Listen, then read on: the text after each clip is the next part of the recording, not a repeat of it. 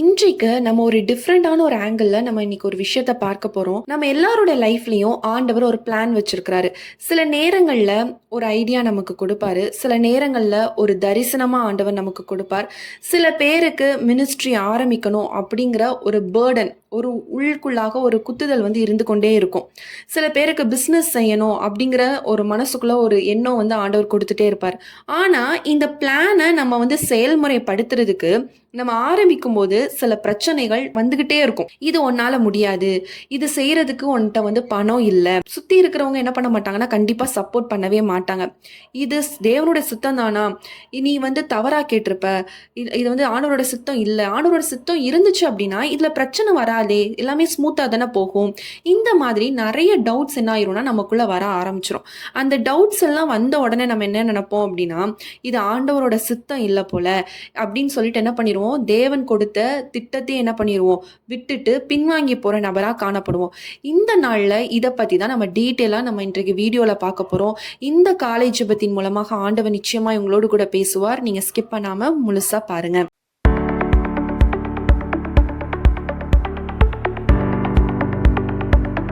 நம்ம ஒரு வசனம் வாசிக்கலாம். ஆதியாகமம் 6ஆம் அதிகாரம் 22ஆம் வசனத்துல சொல்லப்பட்டிருக்கு, நோவா அப்படியே செய்தான், தேவன் தனக்கு கட்டளையிட்டபடி எல்லாம் அவன் செய்து முடித்தான் அப்படின்னு சொல்லி நம்ம இங்க பார்க்கிறோம். இந்த வசனத்துல ஒரு பவர்ஃபுல்லான ஒரு சீக்ரெட் இருக்கு பாருங்களேன். தேவன் என்ன பண்றாருன்னா கட்டளையிட்டபடி எல்லாம் அவன் செய்து முடித்தான் அப்படின்னு சொல்லப்பட்டிருக்கு. அதாவது ஆண்டவர் சொன்னதை நோவா அனலைஸ் பண்ணல, இது நம்மளால முடியுமா முடியாதா அப்படிங்கிற ஒரு தாட் ப்ராசஸ் கூட இல்லை. ஆண்டவர் சொன்னதை பீப்புள், அதாவது சுற்றி இருக்க அவங்க பிள்ளைங்களா இருக்கட்டும், அவங்க மனைவியாக இருக்கட்டும், யாரோட ஒரு ஒப்பீனியன் கேட்கல, உட்காந்து டிஸ்கஸ் பண்ணி, இப்போ நம்மகிட்ட ஆண்டவர் ஒரு விஷயம் பேசுகிறான்னு நம்ம போய் எல்லாத்தையும் நம்ம ஃபேமிலியில் இருக்கவங்க கிட்ட சொல்லுவோம். அவங்க பலவிதமான கருத்துக்கள் சொல்லி நமக்குள்ள பல குழப்பங்கள் வரும். இங்கே பாருங்க, அவர் யார்கிட்டையும் போய் எந்த ஒப்பீனியனும் கேட்கல. ஆண்டவர் சொன்னாரு, என்ன பண்றாரு, அப்படியே செய்யறாரு. தேவன் தனக்கு கட்டளையிட்டபடி எல்லாம் அவன் செய்து முடித்தான் பார்க்கிறோம். சிம்பிளி, அதாவது கீழ்ப்படிதல் மட்டும் தான் அங்க பார்க்கிறோம். சிம்பிளி ஒபே பண்ணினார் அப்படின்னு சொல்லி நம்ம பார்க்குறோம். பாருங்க, முதல்ல அவர் என்ன பண்றாருன்னா கீழ்ப்படிதாரு. அதுக்கப்புறம் தான் என்னென்ன செய்யணும் அப்படிங்கிறத ஆண்டவர் சொல்ல வராரு அப்படிங்கிற அண்டர்ஸ்டாண்டிங் என்ன ஆச்சுன்னா அவருக்குள்ள வர ஆரம்பிச்சதை நம்ம பார்க்குறோம். நோவாவோட லைஃப்லையும் அதுதான் நடந்துச்சு. ஆண்டவர் என்ன பண்றாருன்னா ஒரு பேழையை கட்ட சொல்றாரு. அது ஒரு சின்ன வேலை கிடையாது, அது ஒரு பெரிய அசைன்மெண்ட், ஒரு பெரிய ப்ராஜெக்ட்னு வச்சுக்கோங்களேன். அது பைபிள் எக்ஸாக்டாக எத்தனை வருஷம் கெட்டினாங்க அப்படிங்கிற டீட்டெயில் நமக்கு சொல்லப்படலைனாலும், ஆனால் பல வருடங்கள் அந்த வேலையை செய்கிறதுக்கு என்ன ஆயிருக்குன்னா டைம் எடுத்திருக்கு, பல வருடங்கள் எடுக்கப்பட்டிருக்கு அப்படிங்கிறத பார்க்கும். அது எவ்வளோ பெரிய ப்ராஜெக்ட்னு பாருங்களேன். அவ்வளோ பெரிய ஒரு விஷயத்த அந்த காலத்தில் இருந்த மக்கள் இதை புரிஞ்சிருக்க மாட்டாங்க. அப்படிதானே, என்ன பண்ணிட்டு இருக்கான் இவன், இதெல்லாம் தேவையா, இவ்வளோ கஷ்டப்பட்டு இதை ஏன் பண்ணணும், இப்படி நிறைய கேள்வி டெய்லி அந்த வார்த்தையை அவர் ஃபேஸ் பண்ணிக்கலாம். பல வருஷங்கள் இந்த வேலை நடந்துட்டு இருக்க டைம், பல வருஷங்களும் அவர் இந்த மாதிரி என்ன பண்ணியிருப்பாருன்னா இந்த மாதிரி சுற்றி கேலி பண்ணுறது, இந்த மாதிரி பல விமர்சனங்கள், இதெல்லாமே அவர் என்ன பண்ணிட்டு இருக்காரு, கேட்டுக்கிட்டே இருக்காரு. ஆனால் நோவா ஒரு விஷயத்தில் மட்டும் என்னன்னா செவி கொடுக்கல. என்னன்னு பார்த்தீங்கன்னா, மற்றவங்களோட சத்தத்தை என்ன பண்ணலன்னா அவரோட மைண்டுக்கு கொண்டு போகல. அதுதான் இங்கே ரொம்ப முக்கியம். என்ன பண்ணுறாருன்னா ஆண்டவரோட சத்தத்துக்கு இம்பார்ட்டன்ட் கொடுத்தாரு. ஆண்டவர் சொன்ன திட்டத்தை மட்டும் தான் என்ன பண்ணிட்டார், அவர் உள்வாங்கிக்கிட்டார். சுற்றி இருக்கவங்க சொல்கிறக்கூடிய சஜஷனோ, சுற்றி இருக்கவங்க பண்ணுற கிண்டல் கேலிகளோ எதுவுமே அவர் என்ன பண்ணலன்னா அதை எடுத்துக்கல, உள்வாங்காமல் தேவன் கொடுத்த திட்டத்தை மட்டும் அவர் உள்வாங்கி அதுக்கு என்னென்ன பண்ணணும் அப்படிங்கிற ஒரு விஷயத்தை மட்டும் அவர் நடைமுறைப்படுத்துறார் அப்படிங்கிறத நம்ம இங்கே பார்க்குறோம். இது ஒரு லெசன். நமக்கு ஆண்டவர் நமக்கு ஒரு விஷன் கொடுக்கும் போது எல்லாரும் அதை அண்டர்ஸ்டாண்ட் பண்ணணும் அப்படிங்கிற ஒரு அவசியமே கிடையாது. சில நேரங்களில் உங்களை சுற்றி இருக்கிறவங்களுக்கே அது புரியாது. இந்த விஷன் இப்போ ஆண்டவர் உங்களை பற்றி ஒரு விஷன் கொடுக்காங்க, சுற்றி இருக்கவங்களுக்கும் அந்த அண்டர்ஸ்டாண்டிங் இருக்குமான்னு கேட்டிங்கன்னா கிடையாது. அவங்க புரிஞ்சுக்க மாட்டாங்க. அதனால தான் அவங்க என்ன பண்ணுவாங்கன்னா சில டைம் நம்மளை டிஸ்கரேஜ் பண்ணக்கூடிய வாய்ப்புகள் இருக்கும், அந்த அண்டர்ஸ்டாண்டிங் இல்லாமல் இருக்கிறதுனால. இதனால் என்னன்னா நம்மளை சுற்றி இருக்கவங்க இப்படி பண்ணுறாங்களே, இது எதுக்கு நமக்குன்னு சொல்லிட்டு நம்ம என்ன பண்ணிடக்கூடாது, ஆண்டவரோட திட்டத்தை அப்படியே நம்ம விட்டுட்டு பின்வாங்கி போகிற நபர்களாக இருக்கக்கூடாது. அப்படி இருந்தோம்னா நஷ்டம் யாருக்கு பார்த்தீங்கன்னா நமக்கு தான் அந்த நஷ்டம் காணப்படும். இதை கேட்குற உங்களுக்கும் ஒருவேளை ஆண்டவர் உங்களுக்கு ஒரு ஐடியா கொடுத்துருக்கலாம், ஒரு சின்னதாக சொல்லியிருக்கலாம், நீ இந்த விஷயத்த நீ லைட்டாக இப்படி வேற மாரி பண்ணேன். உன்னோட லைஃப் வித்தியாசமா இருக்கும்னு ஆண்டவர் சொல்லியிருப்பார். இல்ல நீங்க எப்பவுமே நல்லா கோவப்பட்டு நீ கொஞ்சம் அமைதலா இருந்து பாரேன். ஆண்டவர் சின்னதா ஒரு விஷயம் தான் சொல்வார். ஆனா, அதுக்கு நம்ம ஒபீடியன்ஸ் பண்றோமா? நம்ம ஒபீடியன்ட் பண்ணும்போது, கீழ்ப்படிதல் வரும்போது நமக்குள்ள அண்டர்ஸ்டாண்டிங் வர ஆரம்பிக்கும். சுத்தி இருக்கவங்க வேணா நம்மள வந்து கேலி கிண்டல் பண்ணலாம். பட் நீங்க ஆண்டவர் சொல்ற ஒரு விஷயத்துக்கு நீங்க கீழ்ப்படியும் பொழுது, இது வந்து நான் சின்ன சின்ன விஷயம் சொல்றேன். ஒரு வேள உங்களுக்கு ஒரு பிசினஸ் ஸ்டார்ட் பண்ணணும்னு நீங்க ஒரு ஏக்கத்தோட இருக்கலாம். ஆண்டவர் சில ஐடியா குடுத்திருப்பாரு. ஆனா, ஃபினான்ஸ் இல்லாம நீங்க இத மத்தவங்க கிட்ட சொல்லும்பொழுது, உங்கள வந்து கேலி பண்ணலாம். இதெல்லாம் ஒர்க் அவுட் ஆகுமா? அப்படிலாம் சொல்லலாம். பட் நீங்க பின்வாங்காம, நீங்க அதே மாதிரி நீங்க போனீங்க அப்படின்னா, ஆண்டவரோட திட்டத்துக்கு நீங்க டிராவல் பண்ணீங்க அப்படின்னா, நிச்சயமா ஆண்டவர் என்ன பண்ணுவார் அப்படின்னா, உங்கள வந்து கைவிட மாட்டாரு. நிச்சயமா ஆண்டவர் எப்படி நோவாவோட பேழையில வைத்து நோவாவையும், அவருடைய குடும்பத்தையும் பாதுகாத்தாரோ, அதேபோல ஆண்டவர் நிச்சயமா என்ன பண்ணுவார்ன்னா, உங்கள பாதுகாக்கிற தேவனாக அவர் காணப்படுகிறார்.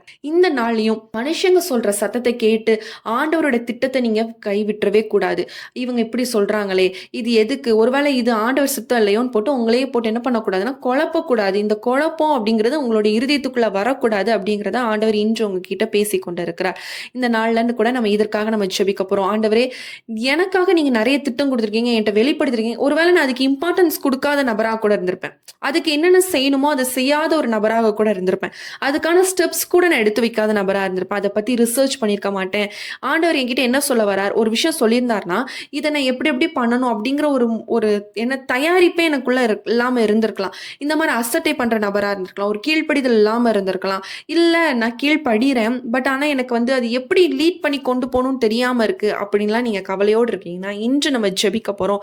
நிச்சயமா ஆண்டவர் உங்களுடைய வாழ்க்கைய அவருடைய திட்டத்தின்படி ஆண்டவர் செய்ய வல்லமை உள்ள தேவனாக காணப்படுகிறார். நம்ம எல்லாரும் கண்களை மூடி ஜெபிக்கலாம். அன்புள்ள இயேசு சுவாமி அப்பா, இந்த நேரத்திலும் கர்த்தாவே அப்பா இணைந்து ஜெபிக்கிறப்பா ஒவ்வொருத்தருக்காக நாங்க விசேஷமாக ஜெபிக்கிறோம் தகப்பனே. அப்பா அவங்களுடைய வாழ்க்கையில நீர் ஒவ்வொரு திட்டத்தை கொடுத்திருப்பீர். ஆண்டவரே ஒவ்வொருத்தருடைய வாழ்க்கையில ஒவ்வொரு திட்டங்கள் காணப்படும். அது தேவ திட்டம் என்று ஆண்டவரை அறிந்த பிறகும் பலருடைய மனுஷ சத்தத்தினால் ஆண்டவரை குழப்பி இருதயத்துல குழப்பத்தோடு இது நான் செய்யலாமா இது வேண்டாமா என்று சொல்லி பல ஆண்டவரே அப்பா இருதயத்துல பல சிந்தனையில போராட்டத்தோடு ஆண்டவரே அப்பா இணைந்து ஜெபிக்கிறோம். ஒவ்வொருத்தருக்காக ஜெபிக்கிறோம். அவங்க சிந்தனையில் இருக்கக்கூடிய போராட்டங்கள் விலகட்டும் இயேசுவின் நாமத்தினால. அப்பா சிந்தனை கட்டுகள் எல்லாம் அவிழ்க்கப்படட்டும் இயேசுவின் நாமத்தினால.